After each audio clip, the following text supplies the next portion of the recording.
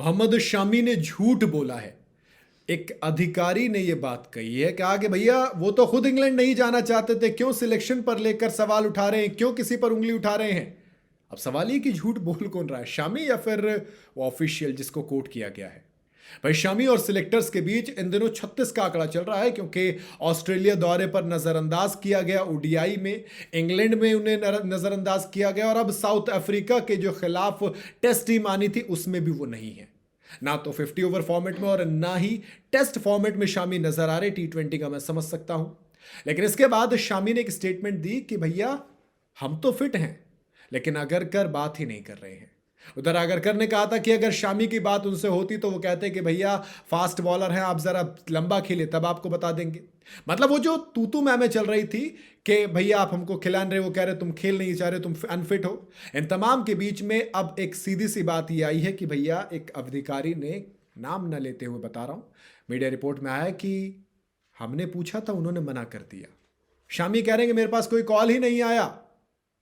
झूठ कौन बोल रहा है? ऑफिशियल ने कहा कि कई दफा ऐसा हुआ है कि नेशनल सिलेक्टर और बीसीसीआई सेंटर ऑफ एक्सीलेंस के सपोर्टिंग स्टाफ ने शामी का हाल जानने के लिए उन्हें कई बार फोन किया, लेकिन मना कर दिया। शामी ने कहा कि अभी नहीं, अभी वर्कलोड मैनेज करना है। मैं कंफ्यूज हूं भाई। देखो सिंपल सी बात है, सिलेक्टर्स चाहते थे वो खेले, जसप्रीत बुमराह को सिर्फ 3 टेस्ट मैच के लिए खिलाया जाना था। इंग्लिश की कंडीशंस को शामी के लेवल का गेंदबाज बिल्कुल जानता है, वो चाहिए था हमें। उसी सोर्स ने आगे ये भी कहा कि शामी को कई बार मैसेज भेजकर उनकी फिटनेस जानने की कोशिश की गई। इसके साथ ही उन्हें इंडिया ए की तरफ से कैनबेरी या फिर नॉर्थहैम्पटन में इंग्लैंड लॉयंस के खिलाफ खेलने के लिए भी कहा गया, जिसके जवाब में शामी का कहना था कि उन्हें अभी अपना वर्कलोड बढ़ाना है और इस वजह से इंग्लैंड सीरीज के लिए उनके नाम पर बातचीत नहीं की जानी चाहिए। बेसिकली शामी अनअवेलेबल हैं। बोर्ड के सीनियर मेंबर ने कहा कि यह कहना कि शामी से कोई बातचीत नहीं हुई है, यह पूरी तरह से गलत है। डॉक्टर्स की टीम के पास उनकी मेडिकल रिपोर्ट भी अवेलेबल है। यह भी देखना जरूरी होता है कि खिलाड़ी की बॉडी इंटरनेशनल क्रिकेट की जो मुश्किल सिचुएशंस हैं उनको झेलने के लिए रेडी है या फिर नहीं।